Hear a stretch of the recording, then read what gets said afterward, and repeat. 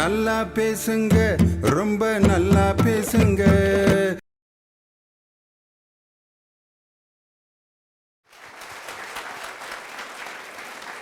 இன்னைக்கு பார்த்தீங்க அப்படின்னு சொன்னால், மனுஷன் பிரச்சனை இல்லாத மனுஷன் உலகத்தில் யாருமே கிடையாது. ஒருத்தன் இப்படித்தான் தனக்கு நிறைய பிரச்சனை இருக்குன்னு கடவுள்கிட்ட போய் கேட்டிருக்கான். சாமி, பிரச்சனை தாங்க முடியலையா, தாங்க முடியல சாமி. உடனே சாமி நேரடியாக வந்து சொல்லியிருக்கார், உன் பிரச்சனையை பூரா அப்படியே சாக்கில் கட்டி, பிரச்சனை எப்போ தீருதுன்னு நினைக்கிறியோ அப்போ நீ வந்து அந்த மூட்டையை கட்டி என்கிட்ட கொண்டு வா, உன் பிரச்சனையை தீர்த்து வைக்கிறேன்ட்டார். சேர சேர சேர சேர பெரிய மூட்டையாக ஆகிப்போச்சு. மூட்டையை தூக்கிட்டு போகிறேன் கடவுள்கிட்ட. கடவுளை, என் பிரச்சனையை பூரா மூட்டையாக கட்டி கொண்டு வந்துட்டேன் அப்படின்னு சொன்னோன்னா கடவுள் சொல்கிறார், உன்னைய மாதிரி நிறைய பேர் என்கிட்ட வந்தாங்க, அவனுங்கெல்லாம் இங்கே பக்கத்து ரூமில் மூட்டையை இறக்கி வச்சுருக்கேன். அதில் எது சின்ன மூட்டையோ அந்த மூட்டையை நீ எடுத்துக்கிட்டு உன் பெரிய மூட்டையை இறக்கி வச்சிடுறா, போடா அப்படின்ட்டுருக்காரு. ஐயா ரொம்ப ஆசையோடு, எவனாவது பிரச்சனை கம்மியாக இருக்கிறவன் இத்தினூண்டு மூட்டையை இறக்கி வச்சுருப்பேன், அந்த மூட்டையை நம்ம எடுத்துக்கிட்டு இந்த பெரிய மூட்டையை இறக்கி வச்சுருவோம்டா அப்படின்னு ஒரு ரூமை திறந்துருக்கேன். திறந்து பார்த்தா இவன் வச்சிருக்க மூட்டையை கூட 5 மடங்கு பெரிய பெரிய மூட்டையாக கிடந்திருக்கு. என்னடா இவங்கெல்லாம் நம்மளை கூட இத்தண்டி மூட்டையை கொண்டு வந்து வச்சுருக்காங்க, நம்ம அதை விட சின்ன மூட்டையாக இருக்கே. சின்ன மூட்டை வேறு எங்கேயாவது கிடக்குதான்னு தேடி பார்த்துருக்கான், எல்லாம் உலக பெரிய மூட்டை. திருப்பி அவன் மூட்டையோடைய கடவுள்கிட்ட வந்திருக்கான். சாமி, என்னைய விட எல்லாம் பெரிய பெரிய மூட்டையாக இருக்குது சாமி.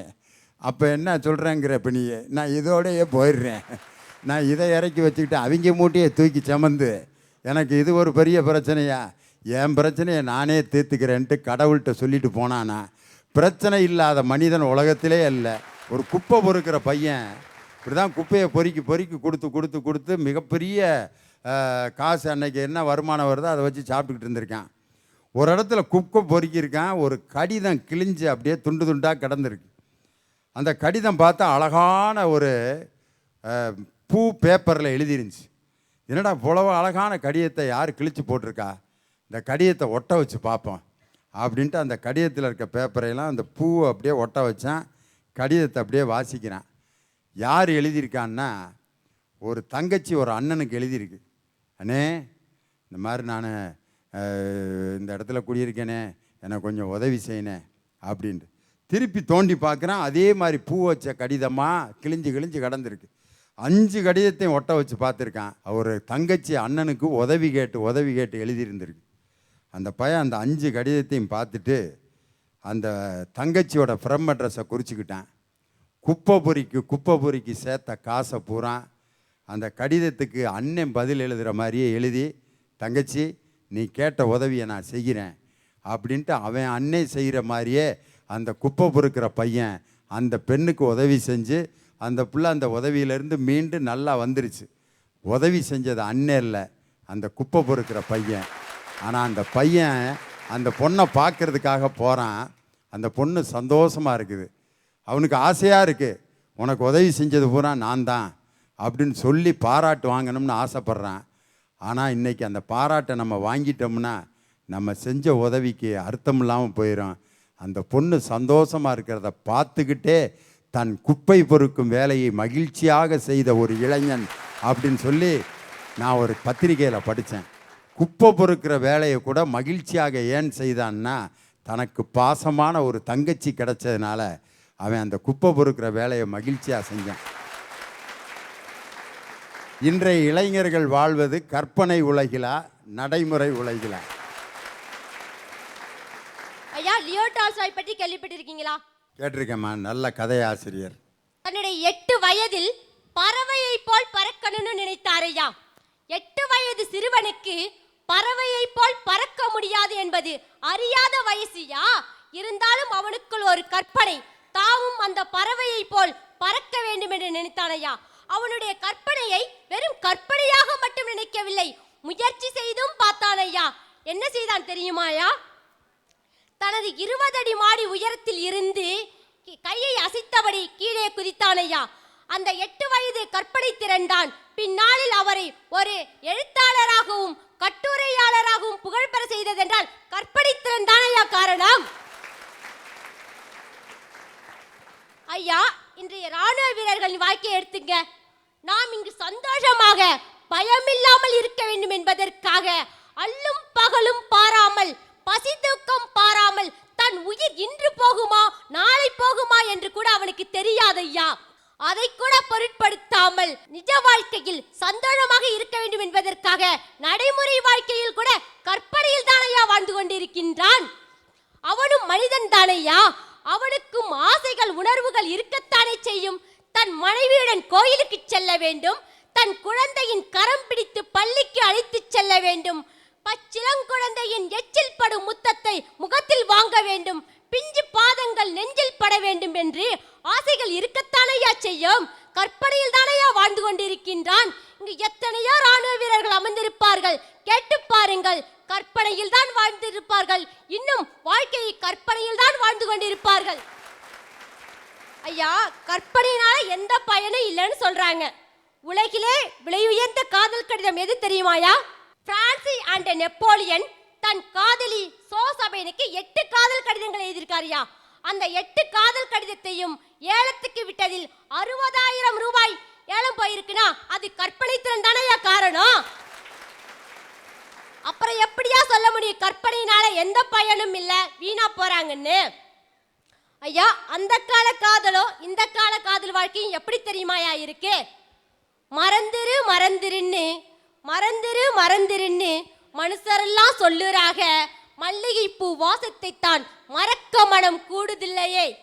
ஒரு நாள் ஒரு பொழுது, ஒரு நாள் ஒரு பொழுது உந்தன் முகம் பாராமல் ஊரினி கரையோரம் உளிப்பி விட்டேன் கண்ணீரை. ஆலமரம் உறங்க, அடிமரத்து கிளியுறங்க, உன்மடியில் நான் உறங்க, இந்த உலகம் பொருட்களையே. கல்லோடு கல் உரச, கல்லோடு கல் உரச, கடலும் தண்ணி பின் உரச, உன்னோடு நான் உரச, இந்த உலகம் பொருட்களையே. நானோ கருப்பு, நீயோ சிவப்பு, ஊருலையும் ஓமளிப்பு, ஓமளிப்பு தீரும் முன்னே ஓடிடுவோம் 2 பேரும் என்கின்றான் காதலன். அதற்கு காதலி நாகரிகமாக சொல்கிறாள் பாருங்கள் ஐயா. 5 ரூபா வேணா, 5 ரூபா வேணா, அரக்கு பட்டு வேணா, தட்டான் அறியும் முன்னே தாலி பண்ணி வந்துடடா என்கின்றான். ஐயா, இன்றைய இளைஞனிடம் ஒரு இளைஞி இப்படி கேட்பாளாயா? பர்சு புல்லா பணமோ, மாதம் ஒரு காஞ்சிப்பட்டோ, மாதம் ஒரு காஞ்சிப்பட்டு எடுத்து தந்தா தாயா அவ கூடவே வாடுறான். இல்லாட்டி தாலி வாங்க சொன்ன காலம் போய் டைவர்ஸ் வாங்க சொல்ற காலம் இல்லையா இருக்கு? இளைஞனே, நீ வீணான கற்பனை விடுத்தால் வளர்ந்து கொண்டிருக்கும் இந்தியா வளர்ந்துவிட்ட இந்தியாவாக மாறும். அப்துல் கலாம் 2020 உலகம் வல்லரசாகும் என்றார். இளைஞனே, நீ முறையான கற்பனை கண்டால் 2020 அல்ல, வரும் ஆண்டில் கூட இந்தியா வல்லரசாகும் என்பதில் துளியும் சந்தேகம் இல்லை.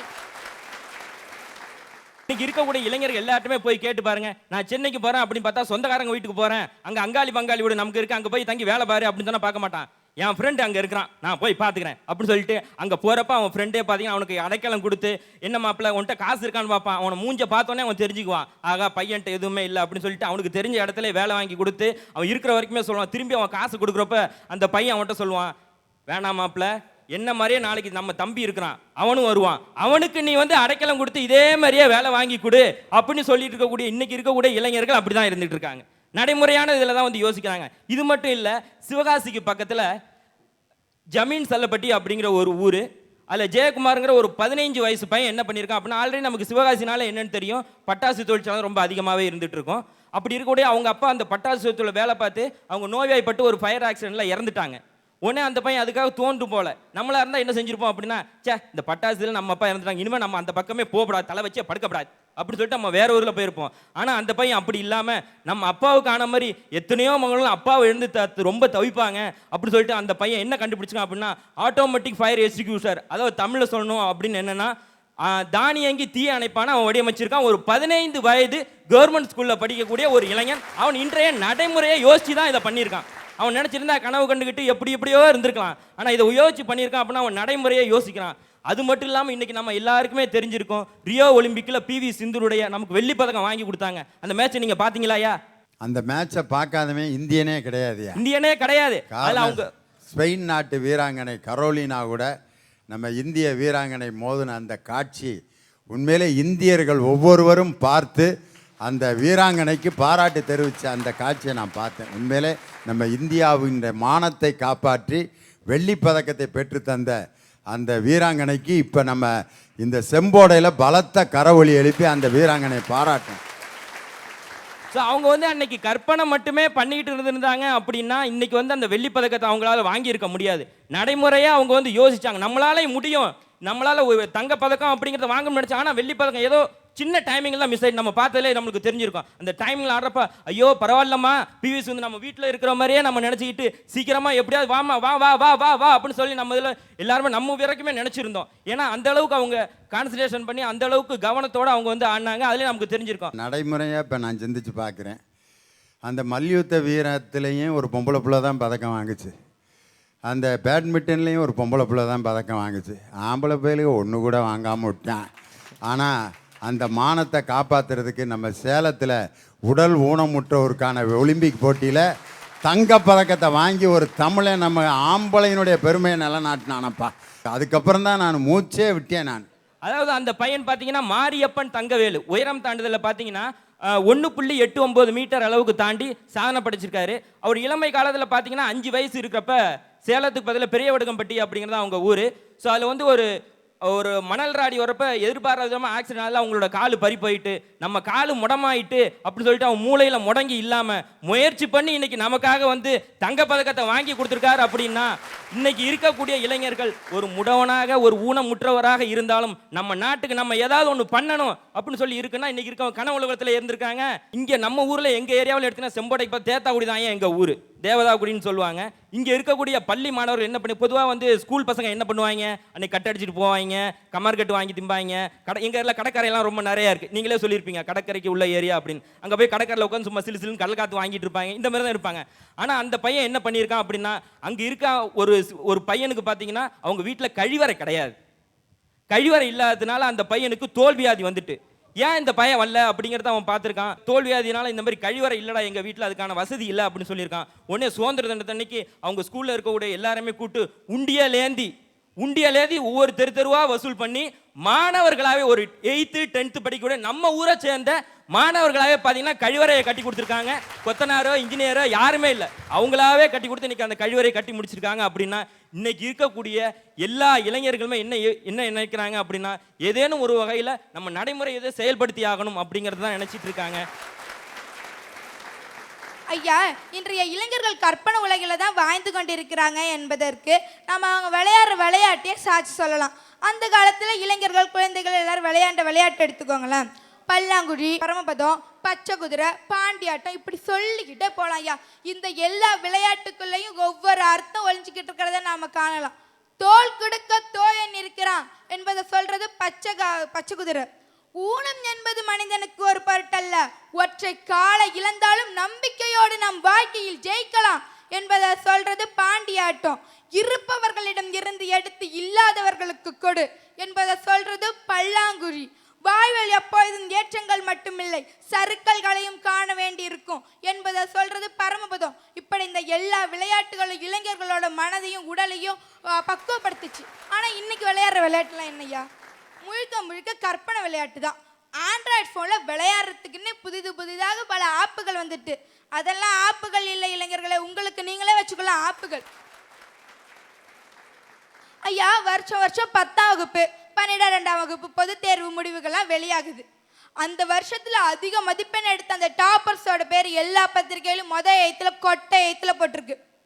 அதே பத்திரிகை 4வது 5வது பக்கத்தை திருப்பி பாருங்களேன், சின்ன எழுத்துல பல தற்கொலைகள் போட்டிருக்கு. ஒன்று மதிப்பெண் குறைஞ்சதால இருக்கும், இல்லைன்னா தேர்வில் தோல்வியுற்றதால இருக்கும். இன்றைய இளைஞர்கள் தேர்வு என்பது ஒரு அளவுகோல் என்ற நிஜம் அவங்களுக்கு புரியறதில்லை. மதிப்பெண்ணுக்காக தன் வாழ்க்கையை அவங்க இழந்துடுறாங்க. அவங்களுக்குள்ளேயே ஏதோ ஒரு கற்பனை கோட்டையை கட்டி வச்சுட்டு அவங்க வாழ்ந்துகிட்டு இருக்காங்க. ஐயா, அறிவியல் அறிஞர் அப்துல் கலாம் இளைஞர்களை நோக்கி கனவு காணுங்கள் என்று கூறியதின் அர்த்தம் எதிரணியினர் அறிந்திருப்பார்கள் என்று நினைக்கிறேன். கனவு காணுங்கள் என்பது இலக்கினை அடையும் லட்சியம். கற்பனை உலகில் இருப்பது இலக்கினை தடுக்கும் அலட்சியம். கற்பனை விடுத்த இளைஞர் சமுதாயம் எழுச்சி பெறுவது நிச்சயம். ஐயா, ஐயா, கற்பனை உலகம் என்பது மாணவர்களிடம் வரும் ஆனா வராது என்ற நிலையை உருவாக்குது. ஆனா எங்க நடைமுறை உலகமானது மாணவர்களிடம் வந்துட்டான்னு சொல்லு, திரும்ப வந்துட்டான்னு சொல்லு என்ற நிலையை உருவாக்கி ஏய்ச்சி பெற செய்யுதுயா. ஐயா, நடைமுறை உலகு என்பது கம்மாய் நீர் போன்றது, இடத்துக்கு தகுந்த மாதிரி சுத்திகரித்து பயன்படுத்தி கொள்ளலாம். ஆனா அவங்க கற்பனை உலகு என்பது காணல் நீர் போன்றது, அதை பயன்படுத்த முடியாது, ஏன்னா அங்கே நீர் இருக்காது. ஐயா, எட்டா கனியை எட்டி பறிப்பது அது ஒரு சுவாரஸ்யம், கனியே இல்லாதது அதை எட்டி பறிக்க நடிப்பது எப்படியா சாத்திக்கும்? அதனால இன்றைய இளைஞர்கள் வாழ்க்கை நடைமுறை உலகிலே நடைமுறை உலகிலே என்று கூறி வாய்ப்பளித்த அத்தனை பேருக்கும் நன்றி பாராட்டி இடமறிகிறேன். நன்றி, வணக்கம். ஒரு வித்தியாசமான போட்டி வச்சாங்களாம், யாரு ரொம்ப நேரம் கை தட்டுறதுன்னு. நம்மளால இப்போ தொடர்ந்து 1 மணி நேரம் தொடர்ந்து கை தட்ட சொன்னால் முடியுமாங்க? முடியாது. அந்த போட்டி வச்சாங்களாம். அதில் போட்டியில் எல்லாரும் கலந்துக்கிட்டாங்களாம். காலைல 6 மணிக்கு ஆரம்பிக்குது போட்டி. காலைல ஆரம்பித்த உடனே பயங்கரமான சவுண்டு, மத்தியானம் போன உடனே கொஞ்சம் குறைஞ்சிருது, சாயங்காலம் கேட்காமலே போயிடுது. சாயங்காலம் போல் அந்த ஒரே ஒரு திசையிலேருந்து மட்டும் கைதட்டுற சவுண்டு கேட்குது. அங்கேருந்து போய் எல்லாரும் பார்க்குறாங்க, என்னது இந்த சைட்லேருந்து மட்டும் சவுண்டு வருதே அப்படின்னு. அங்கே கைதட்டினவங்க ஒருத்தர் இல்லைங்க, 2 பேர் மாற்றுத்திறனாளிகள். ஒருவனுக்கு இடது கை இல்லை, ஒருவனுக்கு வலது கை இல்லை. இன்னைக்கு அவங்க மாற்றுத்திறனாளிகள் அப்படின்னு அவங்க ஒதுக்கப்படலைங்க, அவங்களும் இன்னைக்கு நடைமுறை உலகில் தானங்க இருந்து சாதிச்சுக்கிட்டு இருக்காங்க. கணவன் மனைவி உறவு இருக்கேங்க, அது ஒரு புனிதமான உறவு. மனைவி கூப்பிடுவாங்களே கணவரை, என்னங்க அப்படின்னு, அதுக்கு பல இடத்துல பலவிதமான அர்த்தம் இருக்குங்க. கணவர் முன்னாடி போயிட்டு இருப்பாங்க, மனைவி பின்னாடி வந்துக்கிட்டு இருப்பாங்க. அப்போ மனைவி சொல்லுவாங்க என்னங்க அப்படின்னு, அதுக்கு என்ன தெரியுமாங்க அர்த்தம்? நீங்கள் மட்டும் முன்னாடி தனியாக நடந்து போயிட்டுருக்கீங்களே, என்னையும் கையை பிடிச்சி அழைச்சிட்டு போங்க அப்படின்னு அர்த்தங்க. வீட்டுக்கு போன உடனே மனைவி கையால் சாப்பாடு வச்சு கணவர் சாப்பிட்டதுக்கப்புறம் என்னங்க அப்படின்னு சொன்னால் அதுக்கு என்ன தெரியுமாங்க அர்த்தம்? நான் சமைச்ச சாப்பாடு எப்படிங்க இருக்குது, நல்லா இருக்கா அப்படின்னு அர்த்தங்க. மனைவி ஜவுளி கடைக்கு போகிறாங்க, அங்கே பில் பண்ணுற இடத்துல நின்றுக்கிட்டு என்னங்க அப்படின்னு சொன்னால் அதுக்கு என்ன தெரியுமாங்க அர்த்தம்? நான் ஜவுளியெல்லாம் வாங்கிட்டேன், பில் பண்ணிட்டாங்க, அந்த காசை கொடுத்துட்டு வாங்க அப்படின்னு அர்த்தங்க. மனைவி பீரோலுக்கும் பக்கத்தில் நின்றுக்கிட்டு மணிப்பரிசை திறந்து மூடிக்கிட்டு இருந்தா அதுக்கு என்ன தெரியுமாங்க அர்த்தம்? என்னங்கன்னு சொன்னால் செலவுக்கு காசு இல்லை, ஒரு 100 ரூபாய் இருந்தால் கொடுத்துட்டு போங்களேன் அப்படின்னு அர்த்தங்க.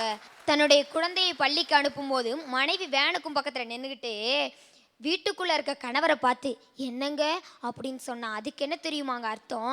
நம்ம குழந்தை பள்ளிக்கூடத்துக்கு போகிறான், வாழ்த்தி அனுப்புங்க அப்படின்னு அர்த்தங்க. கணவர் வேலைக்கு போகும்போது என்னங்க அப்படின்னு மனைவி வாசப்படியில் நின்றுட்டு சொன்னால் என்ன தெரியுமாங்க அர்த்தம்? நீங்கள் வேலைக்கு தான் போகிறீங்களே, எனக்கு போகிறது தான் போகிறீங்க, ஒரு முத்தம் கொடுத்துட்டு போங்களேன் அப்படின்னு அர்த்தங்க. அவர் இறக்க போகின்ற நேரம் என்ன தேய்ச்சி குளிப்பாட்டுறாங்க, இளநி தண்ணியெல்லாம் ஊற்றுறாங்க. அப்போவும் கூட அந்த மனைவி கணவருடைய தலகாணிக்கும் பக்கத்தில் போய் உட்காந்துட்டு என்னங்க அப்படின்னு சொன்னால் அதுக்கு என்ன தெரியுமாங்க அர்த்தம்? இந்த பாவி உசுரை விட்டுட்டு நீங்கள் மட்டும் போகிறீங்களே, நான் மட்டும் இருந்து என்னங்க சாதிக்க போகிறேன், என்னையும் அழைச்சிட்டு போங்க அப்படின்னு அர்த்தங்க. நம்ம அம்மா அப்பாலாம் நம்மளை சின்ன வயசில் தூக்கியிருப்பாங்களே, அம்மா தூக்குவாங்க நம்மளை இடுப்பில், அதுக்கு என்ன தெரியுமாங்க அர்த்தம்? நான் பார்க்கின்ற உலகை நம் குழந்தையும் பார்க்க வேண்டும்னுங்க. அப்பா தூக்குவாங்களே நம்மளை தோள் மேலே, அதுக்கு என்ன தெரியுமாங்க அர்த்தம்? நான் பார்க்காத உலகை நம் குழந்தை பார்க்க வேண்டும் என்று. இன்னைக்கு அவங்க லட்சியத்தோட வாழ்றாங்கன்னா அதுக்கு காரணம் என்னங்க? நடைமுறை தான். இன்னைக்கு ஒரு குழந்தைய ஒரு லட்சியத்தோட வளர்த்து இன்னைக்கு நான் வந்து நிற்கிறேன்னா எங்க அம்மா அப்பா கனவு மட்டுமா கண்டுகிட்டு இருந்தாங்க, நடைமுறைப்படுத்தி என்னை ஊக்குவித்தாங்க. அப்துல் கலாம் சொல்லியிருக்காங்க, ஒருவனின் கைரேகையை பார்த்து கணித்து விடாதே, கையில்லாதவனுக்கும் வாழ்க்கை உண்டுன்னு. ஊனம் என்பது உடம்பில் தான் உள்ளதே தவிர அவனது உள்ளத்தில் இல்லை அப்படிங்கிறத இன்னைக்கு எங்க இளைஞர்கள் நடைமுறை வாழ்க்கையிலேருந்து சாதிச்சுக்கிட்டு இருக்காங்க. சிங்கத்தை யாரும் கொஞ்ச முடியாதுங்க, எங்க வேதாரண்ய இளைஞர்களை யாருமே மிஞ்ச முடியாதுங்க என்று கூறி, ஐயா இன்றைய இளைஞர்களின் வாழ்வு நடைமுறை உலகிலே உள்ளது, நடைமுறை உலகிலே உள்ளது என்று கூறி எனக்கு பேச வாய்ப்பளித்த அனைவருக்கும் நன்றி கூறி விடைபெறுகிறேன். நன்றி, வணக்கம்.